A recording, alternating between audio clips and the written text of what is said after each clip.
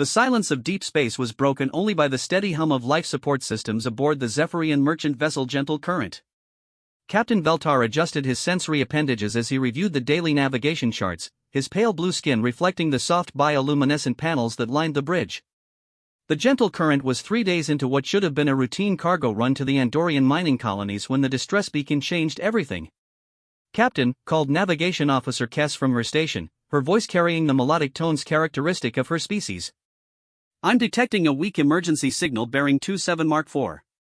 It's human, sir." Veltar's primary eyes widened. Humans were rare this far out in the neutral zones, and their presence usually meant either great opportunity or terrible danger. The Zephyrian Collective had maintained cordial but distant relations with the Terran Federation for nearly 2 decades, ever since first contact had been established through a series of carefully orchestrated diplomatic exchanges. Most Zephyrians found humans to be oddly intense creatures, prone to emotional extremes that made trade negotiations both fascinating and exhausting. "Distance and status?" Veltar asked, rising from his command chair with fluid grace. "Approximately 40,000 kilometers and closing with our current trajectory." "The signal is automated, sir. Standard Terran emergency protocol." "I'm detecting massive hull breaches and no active propulsion signatures." Veltar's second officer, a grizzled veteran named Thex, approached the captain's side. His scarred carapace bore the marks of decades spent in the void, and his voice carried the weight of experience. "Captain, with respect, human ships that far off the standard trade routes, there could be complications. Pirates, hostile forces, territorial disputes we know nothing about." The captain considered this carefully. Zephyrians were natural traders and diplomats, preferring negotiation to conflict whenever possible. Their ships were built for commerce, not combat, and the Gentle Current carried only basic defensive systems. But there were protocols to consider, and, more importantly, there were moral imperatives that transcended species boundaries. "Set an intercept course," Veltar decided. "Red alert status, but maintain peaceful positioning. And, Kess, see if you can raise anyone on that ship." The next hour passed with mounting tension as the Gentle Current approached the source of the distress signal. What they found defied their worst expectations. The human vessel appeared to be a research ship, its hull twisted and blackened by what could only have been a catastrophic explosion. Massive sections of the superstructure had been blown away, leaving jagged metal edges that caught and reflected their approach lights like broken teeth. "By the deep currents," whispered Thex. "What could have done this?"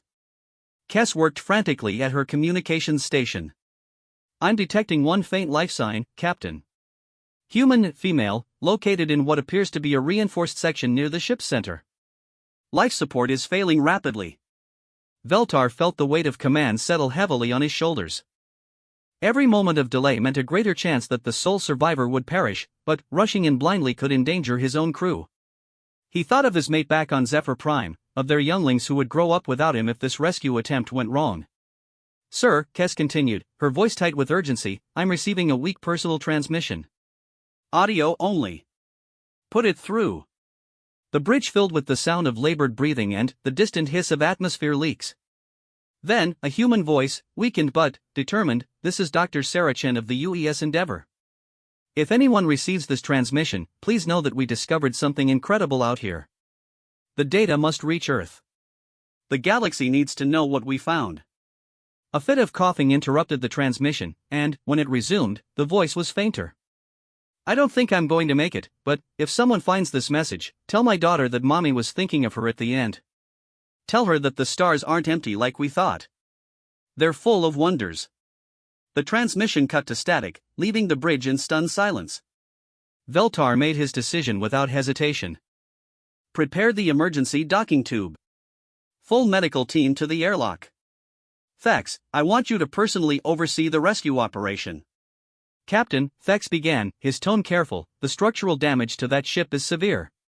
One wrong move could trigger a complete collapse. We'd lose both the human and, potentially, our own rescue team." "Then, we don't make any wrong moves," Veltar replied firmly. "Prep the medical bay for human physiology. Kess, contact our medical database for human emergency procedures." What followed was an hour of precision teamwork that would later be studied in Zephyrian academies as an example of interspecies cooperation under extreme conditions.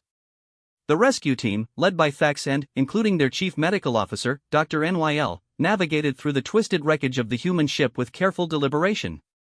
Emergency lighting cast eerie shadows through the debris-filled corridors, and the constant groaning of stressed metal reminded them that the ship could collapse at any moment. They found Dr. Sarah Chun unconscious in what had once been the ship's main laboratory. She was a small woman by human standards, with dark hair streaked with premature gray and facial features that spoke of East Asian ancestry. She was trapped beneath a fallen beam, her left leg clearly broken, and her breathing was shallow. Around her, the remnants of scientific equipment suggested that she had been working right up until the disaster struck. Careful with the beam, Thex instructed as his team worked to free her. Human bone structure is more fragile than ours, but their pain tolerance is reportedly quite high. Dr. NYL ran her portable scanner over the human's body. Multiple contusions, possible internal bleeding, severe dehydration, and acute oxygen deprivation. But she's alive, and her vital signs are stronger than I expected. The extraction took another 30 minutes, during which the human ship groaned ominously and several minor hull breaches opened in adjacent sections. But Zephyrian engineering teams were among the best in the galaxy, and they managed to stabilize both the human and the surrounding structure long enough to complete the rescue. As they transferred Dr. Chen to the Gentle Currents medical bay, she briefly regained consciousness. Her eyes, a striking green color that fascinated the Zephyrian crew, focused on Veltar with remarkable clarity given her condition. "Thank you," she whispered in accented standard. "The data, did you recover the data cores?" "Rest now," Dr. NYL soothed, administering human-compatible sedatives. "We recovered several intact storage devices from your laboratory. You can examine them when you've recovered." As Dr. Chen slipped back into unconsciousness, Veltar couldn't help but admire the human's priorities. Even facing death, her first concern had been for her research and its potential impact on others. It was a trait he'd heard attributed to humans before, this tendency to place abstract concepts like knowledge and duty above personal survival. The next few days passed in a blur of medical procedures and careful nursing. Dr. NYL worked tirelessly to understand human physiology, consulting databases and even establishing contact with Terran medical facilities for guidance. The Zephyrian crew took turns sitting with their patient, ensuring she was never alone when she woke. Dr. Chen proved to be a remarkable patient. Despite her injuries, she remained curious about her surroundings and endlessly grateful to her rescuers. She taught basic phrases in her native Mandarin to anyone interested, shared stories of Earth and its diverse cultures, and even helped the ship's cook adapt several human recipes using available ingredients. "Your people," she said to Veltar during one of their conversations, "you didn't have to save me. The risk to yourselves was considerable." Veltar's translator struggled with the concept he wanted to express, finally, settling on, "Life has value beyond calculation. Your survival brings knowledge to the galaxy. This is worth any risk." Dr. Chen studied him for a long moment, her green eyes seeming to look directly into his soul. "I will remember this kindness for the rest of my life. My people will remember it too." It was a simple statement, but something in her tone suggested it carried weight beyond its apparent meaning. Veltar filed the thought away, focusing instead on the practical matters of getting his passengers safely to the nearest Terran outpost. 3 weeks later, the Gentle Current docked at Haven Station, a joint Terran Centauri facility that served as a hub for interspecies commerce in the region. The station's medical facility was fully equipped to handle human patients, and Dr. Chen was transferred into the care of her own species with emotional farewells from the Zephyrian crew. As Veltar prepared to depart, Dr. Chen insisted on one final meeting. She had regained much of her strength, though she still walked with a slight limp that Dr. NYL assured her would fade with time. "Captain Veltar," she said formally, "I want you to know that your actions have been reported to the Terran Federation Council and to Earth Command. Your bravery and compassion will not be forgotten." She presented him with a small device, roughly the size of his palm and crafted from what appeared to be polished metal and crystal. "This is a quantum beacon," she explained. "If you or any Zephyrian ever needs assistance, activate this device. It will send a priority signal directly to Terran Fleet Command with your coordinates and status." Veltar accepted the gift with appropriate ceremony, though privately he wondered what possible use such a device might have. The Zephyrian Collective was a peaceful society with few enemies and abundant resources. Still, it was a gesture of friendship, and he valued it as such. Dr. Chen, he said, using the formal tones reserved for important occasions, it was our honor to assist you. May your future research bring wisdom to all species. As the gentle current departed Haven Station, none of the crew could have imagined that the small device in their captain's quarters would one day trigger the largest fleet movement in human history. They had simply done what felt right, saving a life and forming a friendship across species boundaries. Dr. Chen watched their ship disappear into hyperspace, her hand unconsciously touching the pendant at her throat, a gift from her daughter that had somehow survived the destruction of the Endeavor. She thought of Veltar's kindness, of Dr. Nyl's gentle care, of the entire crew who had risked everything for a stranger. Humans, she knew, had long memories. And they never forgot a debt. 6 months had passed since the rescue when Captain Veltar received an unexpected message through official diplomatic channels. The transmission originated from Earth itself, bearing the seal of the Terran Federation Science Council and marked with the highest priority classifications. Such formal communication between species typically involved trade agreements or territorial negotiations, not routine cargo captains. Veltar activated the message in the privacy of his quarters aboard the Gentle Current, which was currently docked at Zephyr Prime's primary orbital station for routine maintenance. A holographic display materialized to show Dr. Sarah Chen, though she looked markedly different from the injured woman he remembered. Her injuries had healed completely, her hair had been styled in a professional manner, and she wore the formal blue uniform of a senior research director. Captain Veltar, the recording began. I hope this message finds you and your crew in good health. I wanted to personally inform you of developments related to the data you helped recover from the Endeavor. The discovery we made has proven to be of enormous significance, not just to humanity, but to all spacefaring civilizations. The display shifted to show complex star charts and gravitational models that made Veltar's head spin. Dr. Chen's voice continued as narrator while the visual data scrolled past. The phenomenon we discovered is what we're calling a convergence cascade, a naturally occurring alignment of dark matter streams that creates stable faster-than-light corridors across vast distances. These corridors could reduce interstellar travel time by factors of hundreds or even thousands. Imagine crossing the galaxy in weeks instead of centuries. Veltar leaned forward in his chair, his commercial instincts immediately recognizing the implications. Such technology would revolutionize trade, exploration, and communication between distant civilizations. The species that controlled access to these corridors would wield unprecedented economic and political power. However, Dr. Chen continued, and her tone shifted to something more serious. We've also discovered that these corridors are extremely fragile. Improper use or military exploitation could destabilize them permanently, potentially cutting off entire regions of the galaxy from each other. This knowledge is too important to be hoarded by any single species. The display returned to Dr. Chen's face, and Veltar was struck by the intensity in her green eyes. Captain, because of your kindness and the debt I owe to you and your people, I wanted to ensure that the Zephyrian Collective was among the first to receive this information. Detailed technical specifications are being transmitted to your science ministry through diplomatic channels as I speak. The message continued for several more minutes, outlining the peaceful applications of the discovery and the international cooperation that would be required to safely utilize the corridors. Dr. Chen concluded with personal thanks to each crew member by name, demonstrating a memory for detail that impressed even Veltar's methodical mind. After the message ended, Veltar sat in contemplation.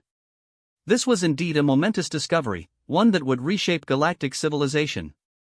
The fact that humanity was sharing it freely, rather than keeping it as a military or economic advantage, spoke well of their species' character. The specific inclusion of the Zephyrian Collective in the initial distribution was clearly Dr. Chen keeping her word about remembering kindness. Over the following months, the galaxy buzzed with excitement about the convergence corridors. Scientists from dozens of species collaborated on understanding the physics involved, while engineers worked to design ships capable of safely navigating the exotic conditions within the corridors. The first successful test runs began 18 months after Dr. Chen's message, with joint expeditions that included representatives from multiple civilizations. Veltar found himself unexpectedly selected as the Zephyrian representative on one of these early expeditions, his role in the discovery earning him recognition within his government. The journey through the first stable corridor was unlike anything he had ever experienced, the ship seeming to exist in multiple dimensions simultaneously while crossing distances that should have taken years in mere hours. The expedition was a complete success, opening new possibilities for trade and exploration that excited merchants and scientists alike. Veltar returned home with detailed charts and a promotion to fleet captain, commanding a new class of vessels designed specifically for corridor navigation. It was during this period of optimism and expansion that everything went wrong. The attack came without warning on a Tuesday, local time. The Hegemony, a militaristic alliance of three aggressive species that had been eyeing the corridor technology with obvious greed, launched a coordinated assault on the research station where Dr. Chen and her team were conducting their ongoing studies. The station, designated Research Platform Epsilon, was located in neutral space and protected only by a small peacekeeping force. The Hegemony's motivation was clear: they wanted to control the corridors for military purposes, transforming what should have been a boon for all civilizations into a tool for conquest. Intelligence reports suggested they planned to seize Dr. Chen and her research, then use the technology to launch surprise attacks across the galaxy. The assault was devastating. Hegemony warships, heavily armed and operating in violation of multiple interstellar treaties, overwhelmed the station's defenses within hours. Most of the research staff managed to evacuate, but Dr. Chen and her core team were trapped in the central laboratory when the station's main reactors failed. Veltar received the news while docked at a trading post in the Vega system. The merchant communication network, always efficient when spreading important information, carried details of the attack within hours of its occurrence.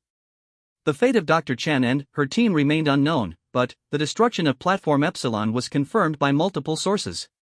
Without hesitation, Veltar activated the quantum beacon Dr. Chen had given him so many months before. The device, which had sat unused on his desk since their parting, suddenly came alive with pulsing lights and harmonic frequencies. Veltar wasn't entirely sure what to expect, but the response exceeded even his most optimistic predictions. Within 6 hours, a single human ship arrived at his coordinates. It was unlike any vessel Veltar had ever seen, sleek and powerful with an aura of barely contained energy that made his ship's sensors hum with interference. The ship identified itself as the UES Retribution, and its captain requested permission to come aboard. Captain Maria Santos was a compact woman with graying hair and the bearing of a career military officer. She wore the black and silver uniform of the Terran fleet, with rank insignia that Veltar's cultural database identified as indicating very high status within the human command structure. "Captain Veltar," she said as soon as the airlock cycled, "I understand you knew Dr. Sarah Chen." "I had the honor of rescuing her from a damaged ship, yes," Veltar replied carefully. "Is she safe?" The reports about Platform Epsilon were disturbing. Captain Santos's expression darkened. "Dr. Chen and her team are being held by the Hegemony. Intelligence suggests they're trying to force her to weaponize the corridor technology. We have perhaps 72 hours before they break through her security protocols." "I see. How can the Zephyrian Collective assist in diplomatic negotiations?" "Our people have considerable experience in conflict resolution." Captain Santos smiled, but there was something predatory in the expression that made Veltar's instincts prickle with unease. "Captain, I appreciate the offer, but diplomacy isn't why I'm here." "You activated Dr. Chen's beacon, which means you've invoked the protection of the Terran fleet. As of this moment, you and your people are under our direct protection." "Protection from whom?" Veltar asked, confused. "The Hegemony has no quarrel with the Zephyrian Collective." "They will," Captain Santos replied grimly. "Our intelligence indicates the Hegemony plans to eliminate anyone with knowledge of the corridor technology who won't cooperate with their military applications. That includes you, your crew, and your government's research teams." The implications hit Veltar like a physical blow. He had assumed that the Hegemony's aggression was directed solely at the research station and its human scientists. The possibility that they would expand their campaign to include anyone with corridor knowledge had never occurred to him. What does Terran fleet protection entail?" he asked. Captain Santos consulted a handheld device before responding. "Admiral Chen has classified your people as priority assets in this conflict. Full naval protection, evacuation support if necessary, and military assistance to defend Zephyrian space against Hegemony incursions." "Admiral Chen?" Veltar repeated. "Related to Dr. Sarah Chen?" "Her daughter. Admiral Lisa Chen, commander of the 3rd Fleet and the youngest flag officer in Terran history. She received word of her mother's capture approximately 18 hours ago." Captain Santos paused, seemingly choosing her words carefully. "Captain, I should probably mention that Admiral Chen is currently en route to this position with the entire 3rd Fleet. They should arrive within the next 48 hours. Veltar felt his breathing apparatus flutter with shock. An entire human fleet, responding to the activation of a simple beacon? The level of resources being committed to this situation seemed vastly disproportionate to his small merchant vessel and its crew. Captain Santos, he said slowly, exactly how many ships constitute the Third Fleet? The Third Fleet includes 12 dreadnoughts, 36 cruisers, 72 destroyers, and approximately 200 support vessels, she replied matter-of-factly. Plus attached Marine Expeditionary Forces and specialist rescue units. Admiral Chen takes the protection of her people very seriously. The number was staggering. Veltar struggled to comprehend a military force of such magnitude responding to a single rescue beacon. His own people's entire space navy consisted of perhaps 50 ships, most of which were converted merchant vessels with basic defensive capabilities. I'm beginning to understand, he said finally, that human concepts of gratitude and protection may be more extensive than I initially realized. Captain Santos's smile became genuinely warm for the first time. Captain, Dr. Chen spoke very highly of you and your crew in her reports. She described your rescue as an act of selfless courage that saved not only her life, but potentially the future of galactic civilization. The Terran fleet doesn't forget that kind of debt. Over the next 2 days, Veltar watched in amazement as human ships began arriving in increasing numbers.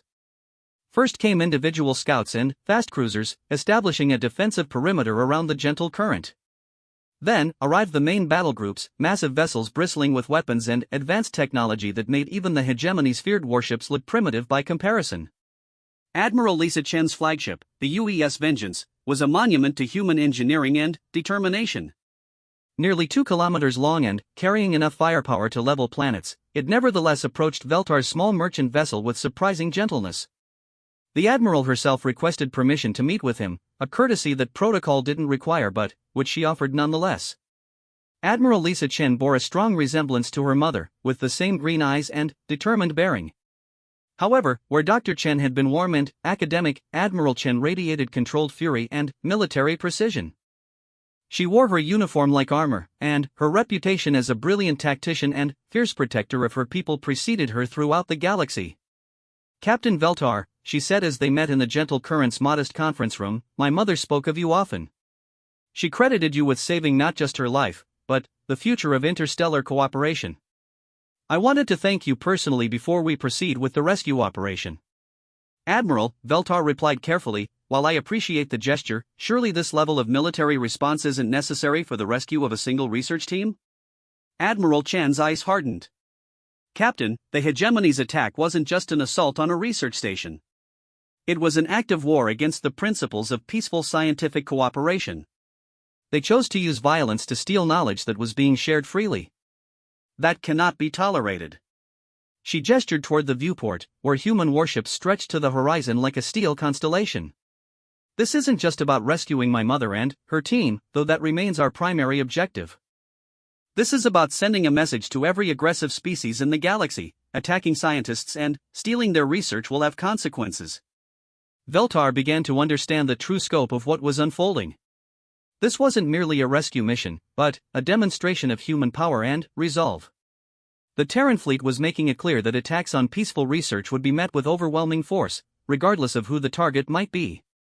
However, Admiral Chen continued, her tone softening slightly, none of this changes the fact that you and your people are now under our protection. The beacon my mother gave you isn't just a call for help, it's a promise. As long as humans sail the stars, those who show kindness to our people will find us ready to return that kindness 100-fold. As Veltar looked out at the assembled fleet, he realized that he was witnessing something unprecedented in galactic history. Not just a military operation, but a demonstration of a fundamental human principle, loyalty to those who had earned it, regardless of the cost. The arrival of the full Terran fleet was a spectacle that defied description.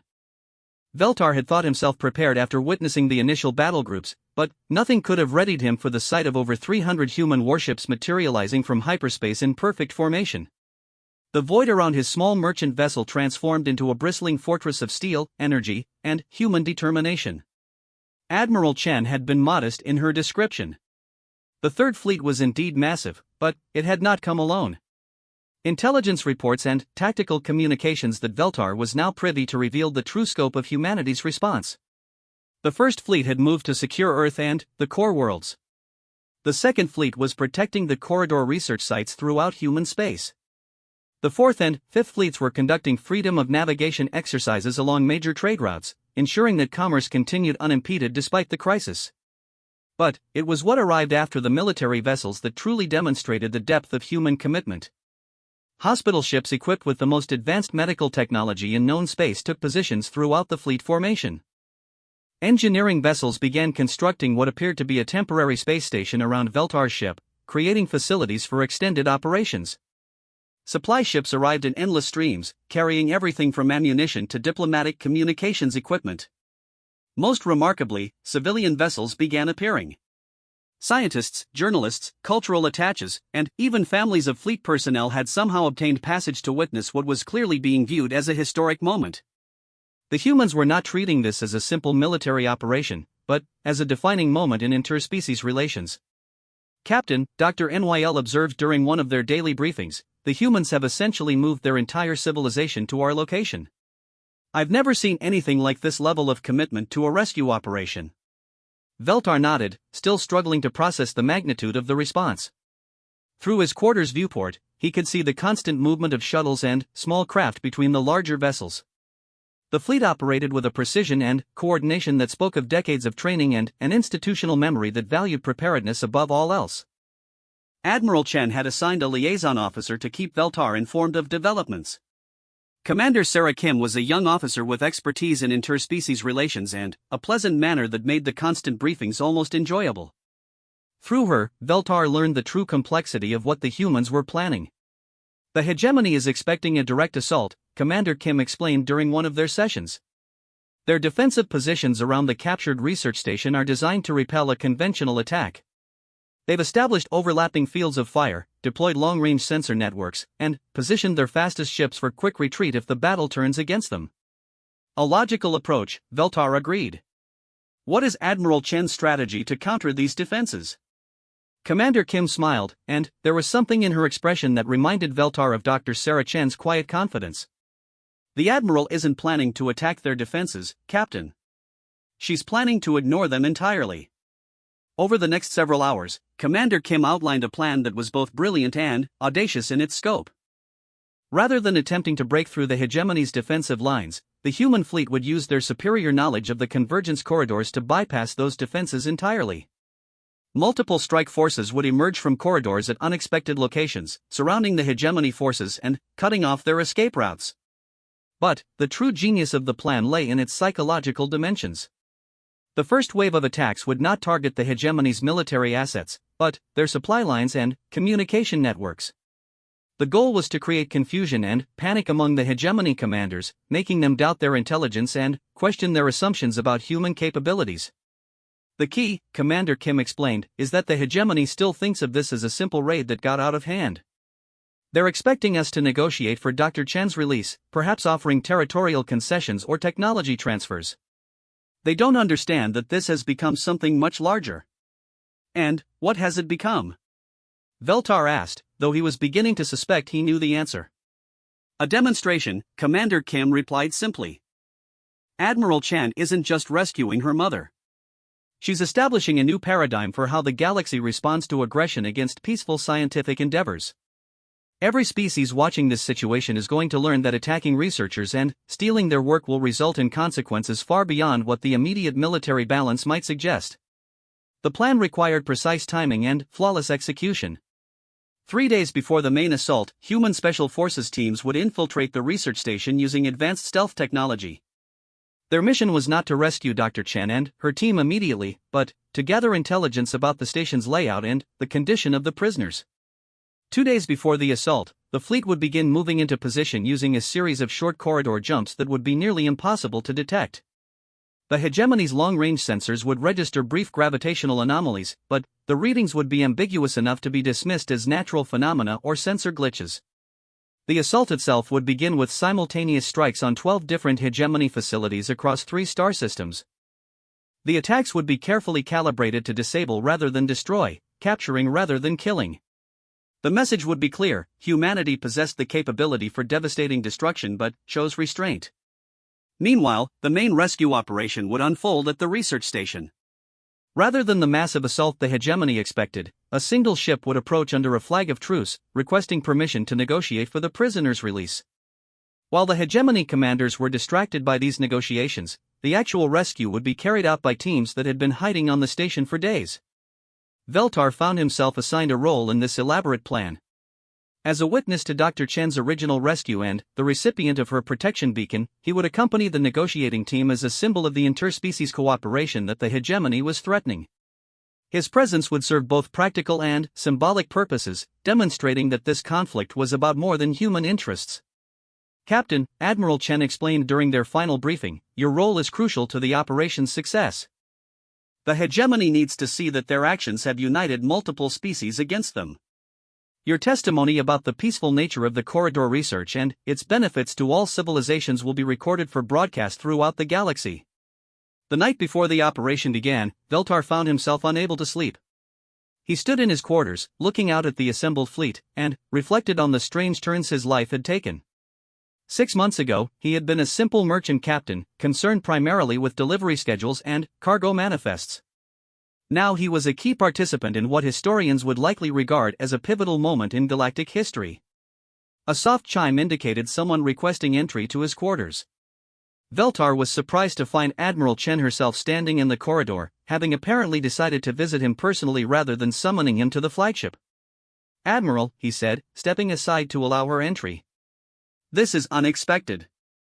"I wanted to speak with you privately before tomorrow," she replied, her usual military bearing softened by what appeared to be genuine emotion. "My mother told me about your conversation during her recovery. About how you said life has value beyond calculation." Veltar nodded, remembering the moment clearly. It seemed like the right thing to say at the time. "It was more than that," Admiral Chen said firmly. "It was a statement of principle that resonated with her for months afterward. She used that phrase in her reports about interspecies cooperation, in her speeches about the corridor research, and in her recommendations for future diplomatic initiatives." The Admiral moved to the viewport, gazing out at her fleet with obvious pride. "Captain, what you're about to witness tomorrow isn't just military might. It's the physical manifestation of a principle my mother learned from you. Every ship out there, every crew member preparing for battle, every strategy we've developed, all of it is based on the idea that some things are worth any risk." "I'm not sure I understand," Veltar admitted. Admiral Chen turned to face him directly. "The hegemony attacked the research station because they saw the corridor technology as a tool for conquest. They couldn't comprehend that my mother and her team were sharing it freely because they believed knowledge belongs to all intelligent beings. That kind of generosity, that willingness to put scientific advancement above personal or species advantage, is exactly what you demonstrated when you risked your ship to save a stranger." She paused, choosing her words carefully. "Tomorrow, every species in the galaxy is going to see what happens when someone threatens that kind of generosity. The hegemony thought they could steal the research and face minimal consequences. They're about to learn that attacking scientists who work for the benefit of all civilizations will bring down the full might of every fleet humanity can muster." Veltar began to understand the true significance of what was happening. This wasn't just about rescuing Dr. Chen, or even about the corridor technology. It was about establishing a new principle in galactic relations, that scientific cooperation and peaceful research were sacred, deserving of protection regardless of the cost. "The beacon my mother gave you," Admiral Chen continued, "isn't just a call for help. It's a symbol of membership in something larger than any single species or civilization. It represents a commitment to the idea that knowledge, friendship, and mutual aid transcend political boundaries and military considerations." As the Admiral prepared to leave, she turned back one final time. "Captain, whatever happens tomorrow, I want you to know that your actions 6 months ago didn't just save my mother's life. They helped preserve the principle that makes peaceful coexistence between species possible. The fleet out there isn't just protecting you and your people. It's protecting the idea that kindness to strangers, scientific cooperation, and interspecies friendship are worth fighting for." After she left, Veltar spent the remaining hours before dawn composing a message to his mate and younglings back on Zephyr Prime. He wanted them to understand what was happening and why their father had become involved in events so far beyond his original scope of responsibility. As he wrote, he thought about Dr. Chen's research data, still stored in the Gentle Currents computer systems. The convergence corridors would indeed revolutionize galactic civilization, but perhaps their greatest impact would be demonstrating that some discoveries were too important to be hoarded by any single group. The knowledge belonged to everyone, and anyone who threatened that principle would face the full consequences of humanity's very long memory and very loyal nature. The attack began exactly on schedule, with reports of simultaneous strikes across hegemony space flooding the communication networks. By the time the negotiating team approached the research station, the hegemony commanders were already receiving panicked messages from their home systems, describing precisely coordinated attacks that demonstrated an intelligence network and military capability far beyond what they had anticipated. As Veltar prepared to play his role in the rescue operation, he couldn't help but smile at the irony. The hegemony had attacked the research station believing they could steal valuable technology with minimal consequences. Instead, they had triggered a response that would reshape their understanding of human capabilities and galactic politics for generations to come. The rescue of Dr. Sarah Chen was about to become the least significant aspect of an operation that would be remembered as the moment humanity announced its emergence as a galactic power committed to protecting the principles that made peaceful cooperation between species possible. The negotiation ship Diplomatic Dawn approached the hegemony's fortress station with deliberate, non-threatening movements. Veltar stood on the bridge alongside Admiral Chen and a carefully selected diplomatic team, watching the massive structure grow larger on their screens. The station was clearly military in design, all sharp angles and weapon emplacements, a stark contrast to the graceful curves of the research platform it had replaced. Captain Veltar, Admiral Chen said quietly, "Remember that everything we say and do here will be recorded and broadcast across the galaxy. Your words carry the weight of your entire civilization." Veltar nodded, feeling the responsibility settle on his shoulders like a physical weight. Through his translator earpiece, he could hear the constant chatter of fleet communications as the rescue operation unfolded simultaneously across multiple star systems. The complexity of coordinating such a vast undertaking while maintaining the appearance of a simple diplomatic mission was staggering. The hegemony's response to their approach was predictably aggressive. 3 escort vessels surrounded the Diplomatic Dawn, their weapons powered but not yet locked on. The lead ship, identified as the Domination, hailed them with a message that crackled with barely contained hostility. "Human vessel, you will submit to boarding and inspection. Any deviation from authorized course will be considered an act of war." Admiral Chen smiled grimly as she opened the communication channel. "Hegemony Command, this is Admiral Lisa Chen of the Terran fleet.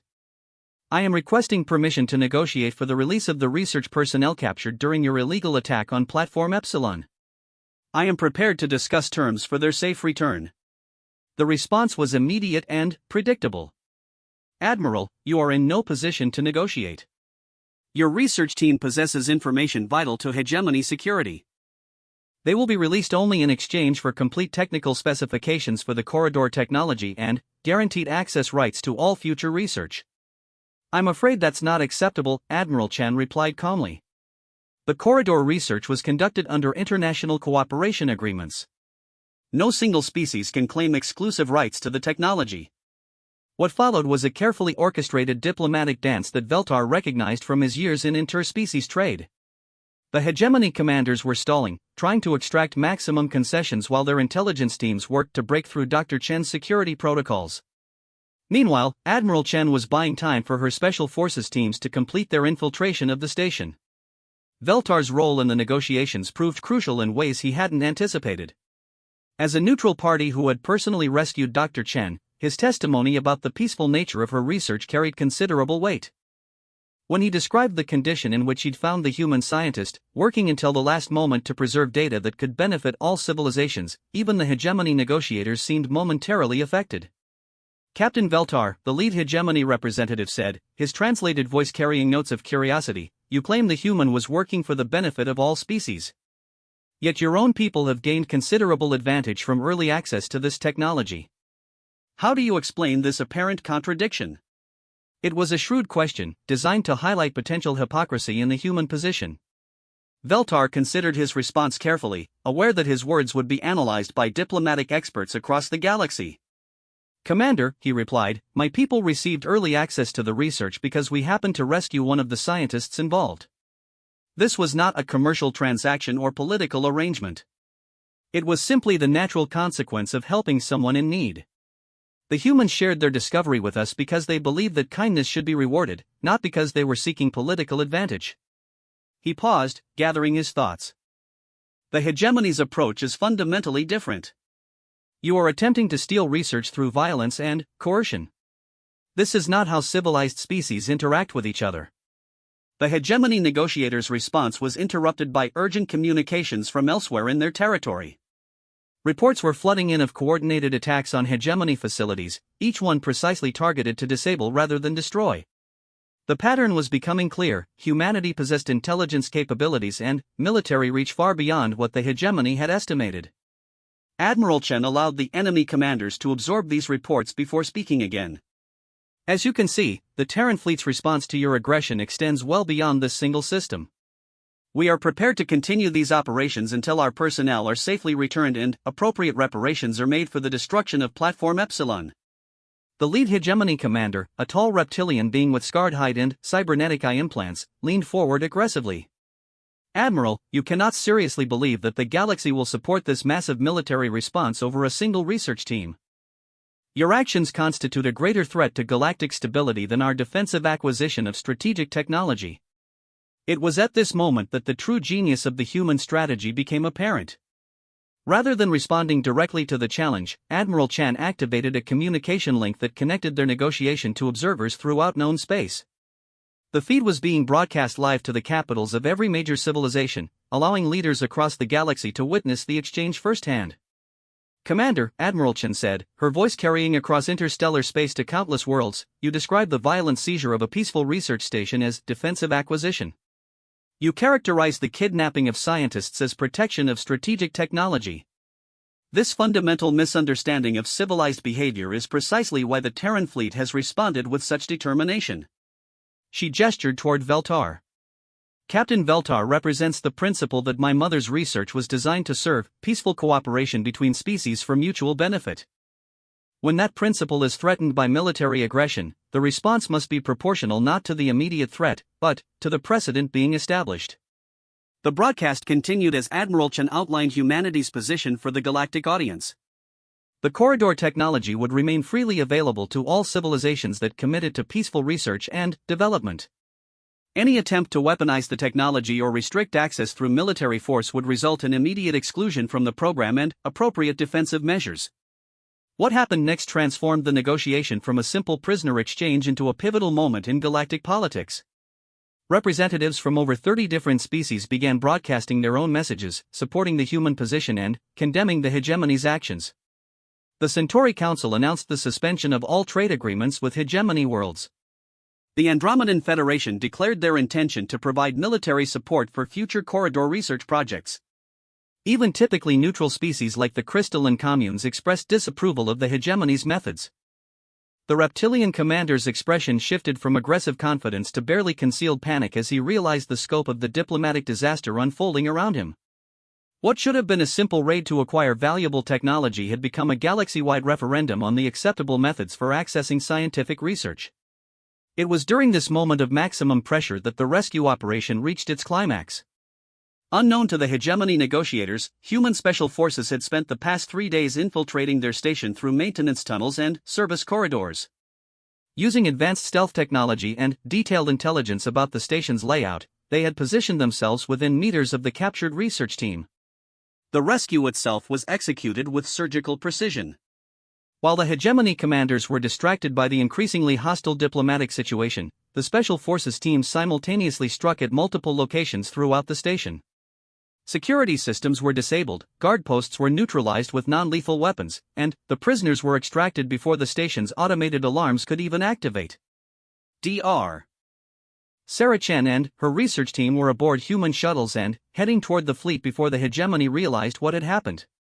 The first indication of the successful rescue came when Admiral Chen's expression shifted from diplomatic concern to obvious relief. Commander, she announced, I'm pleased to inform you that Dr. Chen and her team are now safe aboard Terran vessels. This concludes the emergency phase of our operations. The hegemony commander's reaction was explosive. This is treachery. The negotiations were conducted in bad faith. We demand the return of the prisoners and compensation for the violation of our territorial sovereignty. Admiral Chen's response was calm but implacable. "Commander, you cannot demand the return of people you kidnapped illegally. As for territorial sovereignty, Platform Epsilon was located in neutral space under international protection. Your attack on the station was the original violation of territorial agreements." What followed was a masterclass in diplomatic maneuvering as Admiral Chen systematically dismantled the hegemony's position.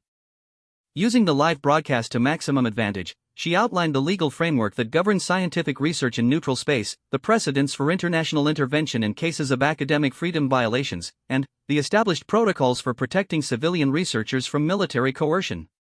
More importantly, she revealed the true scope of the corridor research and its implications for galactic civilization. The data Dr. Chen had been trying to protect wasn't just about faster travel, it was about creating a network of rapid communication and emergency response that could unite the galaxy's civilizations in unprecedented ways. The hegemony's attempt to monopolize this technology would have set back interspecies cooperation by centuries. As the negotiation session continued, Veltar found himself increasingly impressed by the depth of human planning and the sophistication of their diplomatic strategy. Every argument the hegemony presented had been anticipated and countered. Every legal challenge had been researched and prepared for. The massive military response that had initially seemed disproportionate now appeared as precisely calibrated psychological pressure designed to achieve maximum diplomatic advantage. The session concluded with the hegemony's formal surrender and agreement to pay reparations for the destruction of Platform Epsilon. More significantly, they agreed to submit to independent monitoring of their research activities and to sign binding agreements prohibiting the military exploitation of corridor technology. As the diplomatic dawn returned to the main fleet, Veltar realized he had witnessed something unprecedented in galactic politics. Humanity had not merely rescued their captured personnel, they had established a new standard for protecting scientific research and international cooperation. The message sent to every civilization in the galaxy was clear: attacking peaceful researchers would result in consequences far beyond what conventional military thinking might predict. Dr. Sarah Chen was waiting in the shuttle bay when they returned to Admiral Chen's flagship. The reunion between mother and daughter was emotional but brief, as both women were consumed with the larger implications of what had just occurred. "Captain Veltar," Dr. Chen said as she approached him, "I understand that your testimony was crucial to the success of the negotiations. Once again, your actions have helped preserve something much larger than any individual life." As Veltar looked around at the massive fleet surrounding them, he began to understand that he had become part of something that would reshape galactic civilization. The rescue operation was over, but its implications were just beginning to unfold. The corridor technology would indeed revolutionize interstellar travel and communication, but, perhaps more importantly, it had demonstrated that scientific cooperation between species was worth protecting with the full might of human military capability. Any future attempts to steal research or coerce scientists would have to contend with the knowledge that humanity's response would be swift, overwhelming, and supported by a growing alliance of species committed to peaceful cooperation. The galaxy had learned an important lesson about human gratitude, loyalty, and the lengths to which they would go to protect the principles that made interspecies friendship possible. For Veltar, it was a reminder that simple acts of kindness could have consequences that echoed across the stars for generations to come. 3 years had passed since what historians now called the Chun incident, and the galaxy bore little resemblance to its former self. Captain Veltar stood on the observation deck of the newly constructed Cooperative Research Station Alpha, watching ships from dozens of different species dock at the massive facility. The station, built in the same neutral space where Platform Epsilon had once operated, represented everything the original research outpost had aspired to become. The intervening years had seen unprecedented changes in interstellar relations. The corridor network, now fully mapped and operational, had reduced travel times between major civilizations from months to mere days. Trade flourished on a scale previously unimaginable, cultural exchange programs brought species together in ways that had once seemed impossible, and emergency response times for natural disasters or medical crises had been reduced to hours rather than years. But the most significant change was philosophical rather than technological. The Chen incident had established what political scientists now called the scientific sanctuary doctrine, the principle that peaceful research conducted for the benefit of all civilizations was sacred and deserving of protection by any means necessary. The doctrine had been formally adopted by the Galactic Cooperation Council and was enforced by a multinational fleet that included vessels from over 40 different species. Veltar had found his own life transformed by these events. His role in the original rescue and subsequent diplomatic negotiations had made him something of a celebrity, but, more importantly, it had given him a new purpose. He now served as Director of Interspecies Relations for the Cooperative Research Initiative, coordinating between different civilizations' scientific programs and ensuring that the spirit of cooperation that Dr. Chen had championed continued to guide galactic research efforts. The quantum beacon that Dr. Chen had given him so long ago now sat in a place of honor in his office, no longer a simple emergency device but a symbol of the bonds that could form between strangers who chose kindness over convenience. Similar beacons had been distributed to researchers, diplomats, and citizens throughout the galaxy, creating a network of mutual protection and support that transcended traditional political boundaries. "Captain Veltar," came a familiar voice from behind him, "I thought I might find you here." He turned to see Dr. Sarah Chen approaching, though she looked considerably different from the injured researcher he had rescued years before. Her hair was now completely gray, a badge of honor she wore proudly, and her uniform bore the insignia of Director Emeritus of Corridor Research. Despite her retirement from active research, she remained one of the most influential voices in galactic scientific policy. "Dr. Chen," Veltar replied warmly, "I was hoping to speak with you before the ceremony begins. How are you feeling about today's announcement?" They were gathered to witness the activation of the first transgalactic corridor, a passage that would connect their local cluster of civilizations to distant regions previously unreachable by conventional travel. The project represented the culmination of 3 years of unprecedented cooperation between species that had once been strangers or even enemies. Nervous, Dr. Chen admitted with a smile. "When I first started working on corridor theory, I never imagined it would lead to this. The ability to traverse the entire galaxy in a matter of weeks will change everything we understand about civilization, exploration, and our place in the universe." Veltar nodded, understanding her concerns. The technological capabilities they were unleashing today would make their local region of space seem like a small neighborhood in comparison to the vast galactic community they were about to join. There would be new challenges, new opportunities, and, inevitably, new conflicts to navigate. However, Dr. Chen continued, "I'm confident that the principles we've established here will serve us well in whatever we encounter out there. The idea that knowledge belongs to everyone, that scientific cooperation transcends political boundaries, and that kindness to strangers creates bonds stronger than any military alliance, these concepts have proven their worth over the past 3 years." As they spoke, Admiral Lisa Chen approached from the direction of the command center. She had been promoted to Admiral of the Fleet following her handling of the hegemony crisis and now served as the military commander for the Scientific Sanctuary Forces. Her presence at today's ceremony demonstrated the continued commitment of human military resources to protecting peaceful research. "Mother, Captain Veltar," she greeted them, "the final system checks are complete. All participating species have confirmed their readiness, and the transgalactic corridor is stable and ready for activation." The ceremony that followed was deliberately designed to emphasize the cooperative nature of the achievement. Representatives from each participating species would simultaneously activate their portion of the corridor network, symbolizing that this was not the accomplishment of any single civilization but a collective effort that had required the best efforts of all involved.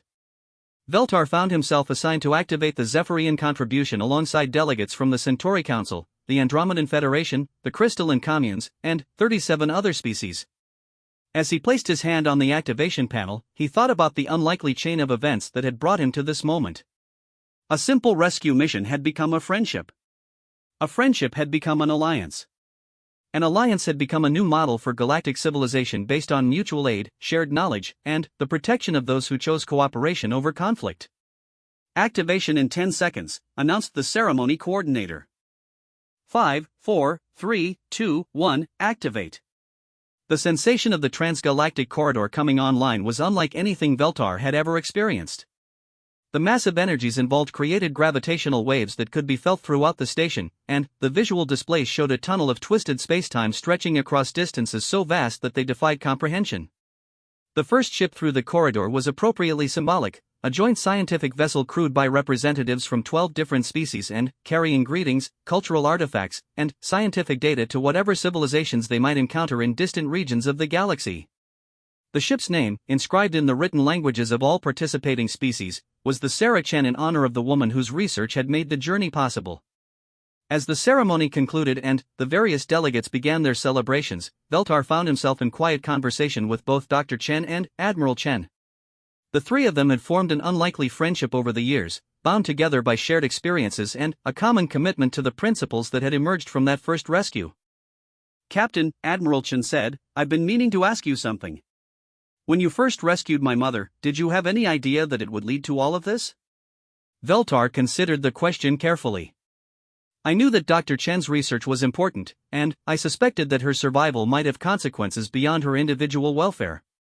But, honestly, I was thinking more about immediate trade implications than galactic transformation." Dr. Chen laughed. "You know, I've always wondered what would have happened if you had decided the risk was too great and continued on your original course. Would someone else have found the Endeavor in time? Would the corridor technology have been developed differently? Would the hegemony crisis have unfolded the same way?" "Perhaps," Veltar replied, "but I think the fundamental principles would have emerged eventually. The idea that knowledge should be shared, that scientific cooperation benefits everyone, that kindness creates stronger bonds than fear, these aren't uniquely human or Zephyrian concepts. They're universal principles that any civilized species discovers eventually." Admiral Chen shook her head. "I'm not so sure about that. What made the difference was the personal connection between you and my mother. The hegemony attacked a research station, but you had saved a friend. That personal dimension transformed what could have been a simple diplomatic protest into something much more powerful." As if to emphasize her point, Admiral Chen gestured toward the massive viewing screen that dominated the station's central plaza. The display showed the current status of the Scientific Sanctuary Network, over 300 protected research facilities throughout the galaxy, defended by a multinational fleet of nearly 2,000 vessels representing 47 different species. "None of this exists because of abstract principles," Admiral Chen continued. "It exists because you chose to risk your ship for a stranger, and because that stranger remembered your kindness when she had the power to repay it. Everything else, the technology, the alliances, the new model for galactic cooperation, all of it grew from that single moment when you decided that saving a life was worth any risk." The conversation was interrupted by an urgent communication from the long-range sensor network. The first reports were coming in from the Sarah Chan as it emerged from the transgalactic corridor in a distant region of space. What the ship had found there would require careful analysis, but the initial data suggested civilizations far more advanced than anything in their local cluster. New friends or new challenges? Dr. Chen wondered aloud as they reviewed the preliminary reports. "Both, probably," Veltar replied. "But we've learned how to handle both over the past 3 years." As the three of them returned to their respective duties, Veltar reflected on the strange path his life had taken. He had begun as a simple merchant captain concerned primarily with profit margins and delivery schedules. He was ending his career as a diplomat and symbol of interspecies cooperation, helping to shape policies that would affect billions of beings across countless worlds. The quantum beacon in his office would soon be joined by similar devices distributed to the new civilizations they were encountering through the transgalactic corridor. Each beacon represented not just a call for help, but a promise that kindness would be remembered and repaid, that scientific cooperation would be protected, and that the bonds formed between strangers could grow into alliances that spanned the galaxy. Later that evening, as Veltar prepared his daily report to the Zephyrian Collective, he included a personal note that would find its way into historical archives across the galaxy. "Today we opened a corridor to distant stars and civilizations beyond our current understanding. The technology that made this possible grew from research that was saved by simple kindness and protected by determined friendship. As we venture into unknown regions of the galaxy, we carry with us the knowledge that the most powerful force in the universe is not energy or gravity or even the exotic matter that bends spacetime to our will. The most powerful force is the choice to help a stranger in need, and the memory of that kindness echoing across the stars for generations to come." The transmission was received on Zephyr Prime, where it was read by Veltar's mate and younglings with pride and wonder. But it was also intercepted by monitoring stations throughout the galaxy, translated into hundreds of languages, and eventually became required reading in diplomatic academies and military colleges across known space. The story of how one human was saved, and how humanity sent an entire fleet in gratitude, had become more than history. It had become the foundation myth of a new galactic civilization based on cooperation, protection of knowledge, and the sacred bonds that form between strangers who choose kindness over convenience. In the years that followed, as humanity and their allies encountered new species and new challenges in distant regions of the galaxy, they would carry with them the lesson learned from the Chen incident, that gratitude, properly expressed, could reshape the cosmos itself. And, whenever new civilizations asked how such an unprecedented alliance had formed between so many different species, the answer was always the same. They saved one human, so we sent the entire Terran fleet.